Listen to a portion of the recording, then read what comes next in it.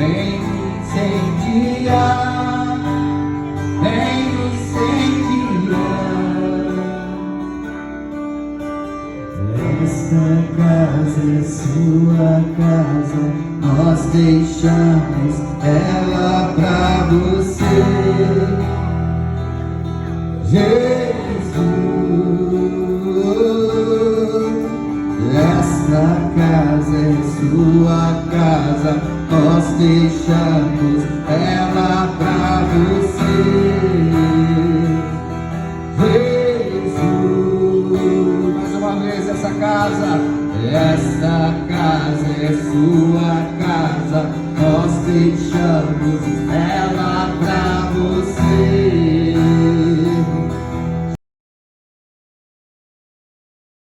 A palavra do Senhor, ela diz assim: eu vos escrevi jovens, porque sois fortes e já venceste o maligno. O jovem é aquele que tem força para levar a palavra do Senhor. Enquanto nós somos jovens, nós cuidamos das coisas do Senhor. Então, jovem, não se intimide em gastar a sua vida para o Senhor, porque o nosso Deus, Ele é bom e Ele nos recompensa infinitamente mais do que aquilo que nós pensamos e do que aquilo que nós pedimos. Eu quero que você abra comigo a sua Bíblia em Gênesis capítulo 1, versículo 26 e 27. Então, para você ter vitória, você precisa saber sobre o que você quer ter vitória. Porque se você não sabe sobre o que você quer ter vitória, como que você vai agir, vai lutar para ter essa vitória? E você precisa entender o que é vitória. Então eu gostaria que você pensasse. Fala no seu coração, só para você nesse momento, sobre o que você precisa de vitória. É vitória no seu casamento? É vitória na sua família? É vitória no seu trabalho? É vitória na sua alma? Porque muitas vezes andamos cansados, distante do Senhor. Então pensa, traga memória sobre o que você precisa de vitória nessa noite e coloca diante do Senhor. E guerreia diante do Senhor, fazendo o que precisa fazer para você alcançar essa vitória. Porque quando nós alcançamos a vitória, o nome do nosso Deus é glorificado. Aleluia. E nós podemos ver, né, a mão do Senhor, ela é com essa igreja. E eu glorifiquei o nome de Deus no meu coração quando eu vi essa construção. Porque o nosso Deus, Ele é Deus que abre portas onde não tem. E Ele é Deus também que fecha onde tem. Mas o nosso Deus, Ele não age por nós. Ele age através de nós. Nós precisamos entender isso. Que o nosso Deus, o Deus que nós servimos, Ele é um Deus vivo, que mora dentro de mim e de você. E Ele usa a sua vida, Ele usa a minha vida para agir aqui na terra. Ele já fez todas as coisas estão prontas no mundo espiritual. Então, para trazermos essas coisas aqui na terra, é eu e você, através da fé e da nossa ação, que nós vamos trazer essas coisas espirituais aqui para a terra e alcançarmos também a vitória. Então, é através da oração e da ação. A Bíblia diz oração, né? Vigiai e orai. Então nós temos que orar, vigiar e agir. Porque muitas vezes nós oramos e falamos assim, estamos esperando em Deus. Mas o que Deus mandou você fazer? Para você saber o que Deus mandou você fazer, você precisa conhecer esse Deus. E é sobre isso que nós vamos falar aqui nessa noite. Precisamos saber da nossa verdadeira identidade. Então, o primeiro passo para nós termos vitória, nós precisamos saber quem somos. E aí eu faço mais uma pergunta para você. Assim como você trouxe a memória sobre o que você quer ter vitória, eu pergunto nesta noite, quem é você? Responda para você mesmo, quem é você? Porque para você ter vitória, você precisa saber quem é você, sobre o que você quer ter vitória e como que você vai lutar. Então precisamos saber da nossa real identidade. E aí, para saber quem somos, nós vamos ler Gênesis capítulo 1, o 26 e o 27. E disse Deus, Façamos o homem à nossa imagem, conforme a nossa semelhança, e domine sobre os peixes do mar, sobre as aves do céu, sobre o gado, sobre toda a terra, e sobre todo réptil que se move sobre a terra. E criou Deus o homem à sua imagem, a imagem de Deus o criou, macho e fêmea. Quem você respondeu para você mesmo? Quem é você? Nós não somos, né? Você não é quem você pensa que é. Você é quem Deus diz que você é. Amém. E aqui em Gênesis 1, o 26 e o 27, Deus disse que você é a imagem e a semelhança dele. Ele te criou para governar sobre a sua criação. Não sou eu que estou falando. É Gênesis 1, capítulo 26 e 27. Quando Deus criou as outras coisas, quando Ele criou o céu, o mar, o dia, a noite, Ele disse assim, e criou Deus, e fez Deus. Mas quando Ele foi fazer o homem, Ele disse assim, Ele convidou a família, Ele convidou Jesus e Ele convidou o Espírito Santo. Façamos o homem, a nossa imagem e a nossa semelhança. Eu e você somos criados à imagem e à semelhança de Deus. Então, se você ainda não entendeu essa real identidade que você tem, que é de filho de Deus, você precisa ressignificar isso. E aí eu te faço você entender um pouco mais. Se você é filho de Deus, feito à imagem e à semelhança dele, qual deve ser a sua atitude diante da criação, diante dessa vida? Eu sempre digo que eu sou uma princesa, porque o meu pai é o rei dos reis e o senhor dos senhores. E o meu pai é também o seu pai. Então é você que precisa se portar como uma verdadeira e como um verdadeiro filho dele nessa terra, nessa geração, reinando sobre a sua criação, porque para isso ele me criou e ele te criou. Então Deus disse que você é a sua imagem e a sua semelhança. Juízes 5:31 fala que os que amam o Senhor sejam como o sol quando sai na sua força. Então a palavra de Deus em Juízes 5:31 fala que os que amam o Senhor sejam como o sol quando sai na sua força. A palavra de Deus, ela está cheia de características de coragem para nós. Você é forte, você é corajoso. Em Cristo somos mais do que vencedores.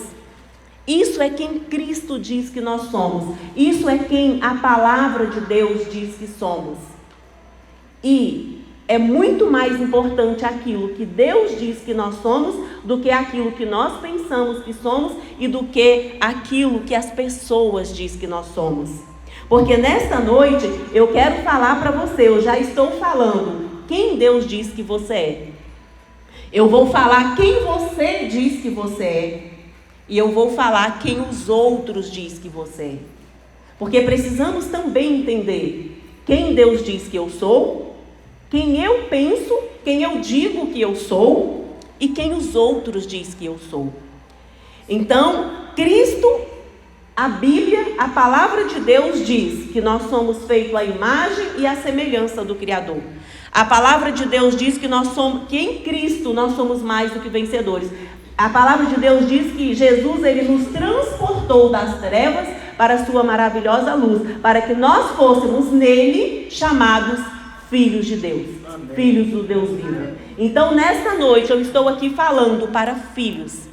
E como filho, você tem direito a tudo que o seu pai criou. Então, o sol, ele nasce para você, a lua, ela nasce para você, o mar foi feito para você, a natureza foi feita para você. Quando você estiver desfrutando dessa criação, desfrute adorando e glorificando e agradecendo ao seu pai, porque ele fez para você reinar sobre a sua criação. Agora eu quero saber quem você diz que você é. Provérbios 23, o versículo 7 fala assim: porque como imaginou na sua alma, assim é. Porque o que Deus disse que nós somos já está dito. Agora é eu e você que precisamos acessar essa verdade e verdadeiramente vivermos essa verdade. Então você tem realmente vivido nessa terra como um filho de Deus? Como uma filha de Deus? Reinando como mais do que vencedor? Ou você murmura? Ou você não agradece? Porque a Bíblia fala que nós devemos em tudo dar graças, porque esta é a vontade de Deus. Então Provérbios 23, o versículo 7 fala: porque como imaginou na sua alma, assim ele é. Provérbios 24, o versículo 10 fala assim também: se te mostrares frouxo no dia da angústia, a sua força será pequena. No dia da adversidade, não é o dia de nós desanimarmos, não é o dia de nós desistirmos. No dia da adversidade, é a hora de nós mostrarmos a nossa força, é a hora de nós mostrarmos em quem nós temos crido. E em quem nós temos crido, Ele é o Deus Todo-Poderoso. O Deus, como foi cantado aqui, que levantou Moisés para libertar o seu povo do Egito. Mas quando Deus libertou o seu povo? Quando eles clamaram, quando eles pediram, quando eles viram que estava difícil, que o fardo estava pesado. E qual é o convite de Jesus para nós? Vinde a mim, todos os que estáis cansados e oprimidos. Aprendei de mim, que sou manso e humilde de coração, e encontrareis descanso para as vossas almas. O convite de Jesus para nós. O Evangelho, ele é simples, ele é leve. Mas nós precisamos verdadeiramente viver. Não sermos somente ouvintes esquecediços, mas sermos verdadeiramente praticantes da palavra de Deus. E o que você tem pensado sobre você mesmo? Sobre a sua vida? Sobre o seu futuro? Porque precisamos pensar. Nós humanos somos a única criatura capaz de pensar. É o nosso poder de pensamento que nos faz sermos parecidos com Deus. Quando Deus criou todas as coisas e Ele criou o homem, Ele falou para Adão: olha, agora é você que vai governar e é você que vai dar nome a todas as coisas.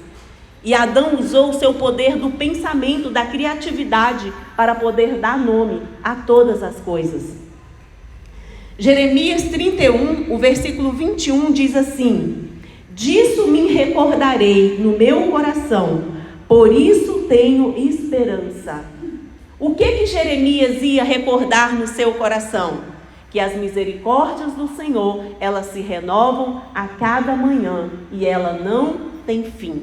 Disso me recordarei no meu coração, por isso tenho esperança. O próximo versículo fala que as misericórdias do Senhor se renovam a cada manhã e ela não tem fim. Todos os dias é um presente que nós temos do Senhor. Todos os dias nós podemos renovar a nossa aliança com o Senhor. As misericórdias do Senhor, ela não tem fim. E Filipenses 4:8 fala aqui, vamos ler o que diz Filipenses 4:8, que nós devemos pensar somente naquilo que nos traz esperança. Filipenses 4:8 diz assim: quanto ao mais, irmãos, tudo que é verdadeiro, tudo que é honesto, tudo que é justo, tudo que é puro, tudo que é amável, tudo que é de boa fama, se há alguma virtude e se há algum louvor, nisso pensais. Então, o que eu preciso pensar ao meu respeito, o que você precisa pensar a seu respeito, a respeito da sua vida, a respeito da sua família, a respeito do seu futuro, é tudo que é verdadeiro, tudo que é honesto, tudo que é justo, tudo que é puro, tudo que é amável, tudo que é de boa fama. Se há alguma virtude, nisso pensais. Se a sua mente é tomada por coisas ruins, por medo, por angústia, por depressão, esses pensamentos precisamos lutar com eles. E hoje, no culto da vitória, você precisa abandonar e tomar posse desses pensamentos bondosos, desses pensamentos de justiça, de verdade, porque essa é a vontade de Deus para nós. E agora, o que os outros pensam sobre você.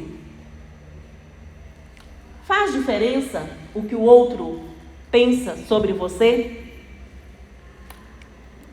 Não interessa o que o outro pensa sobre você? Jesus importava com o que o outro pensava sobre ele? O que vocês acham? Jesus se importava com o que o outro pensava sobre ele? Não? Eu digo para vocês que Jesus se importava com o que o outro pensava sobre ele.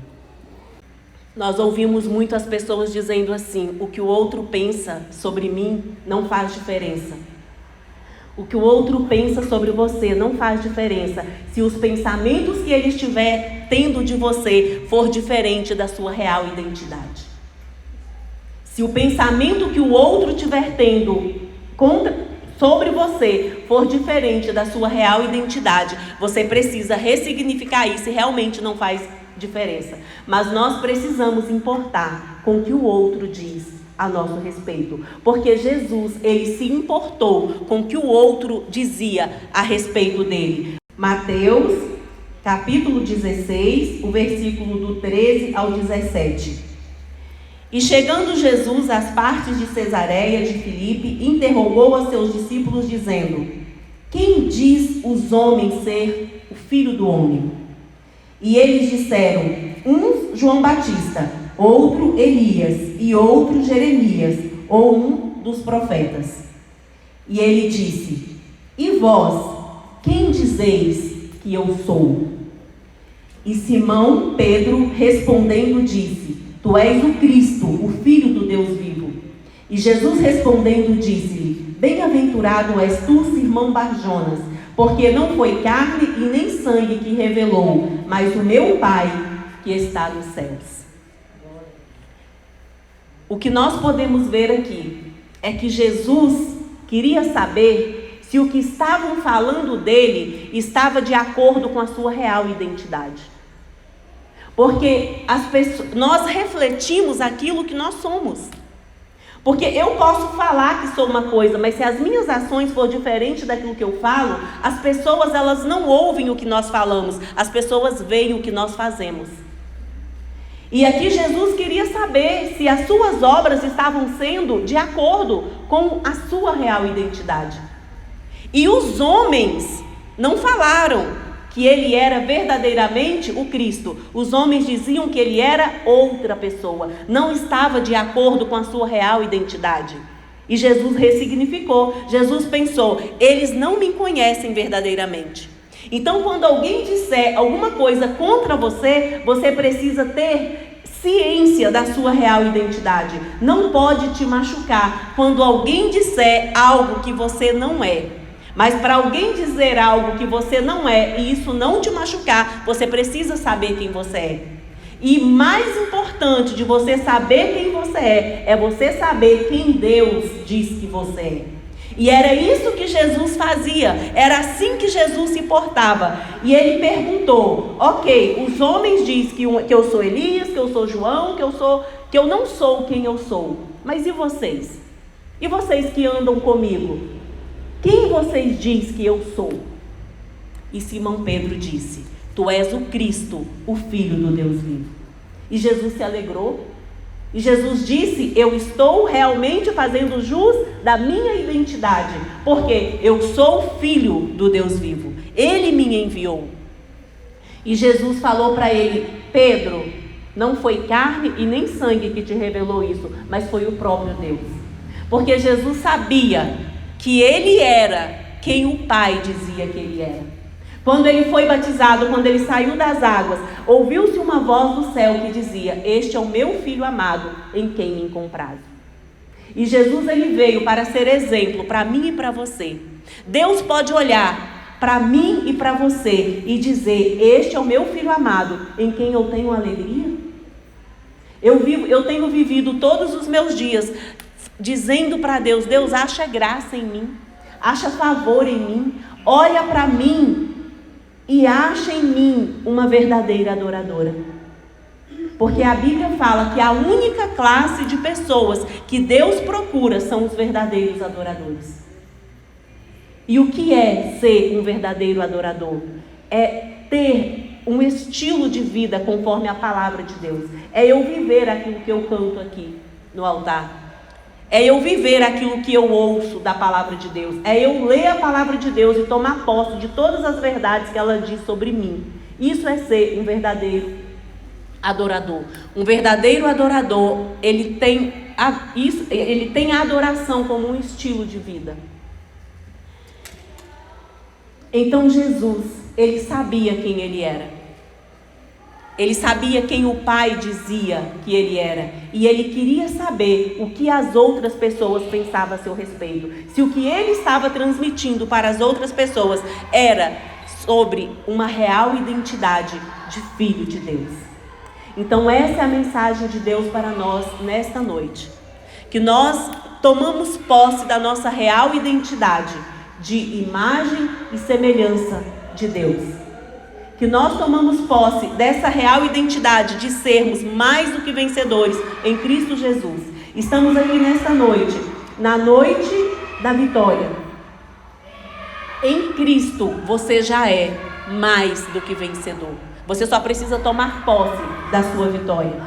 Que você venha pensar, que você venha trazer à memória somente aquilo que te traz esperança.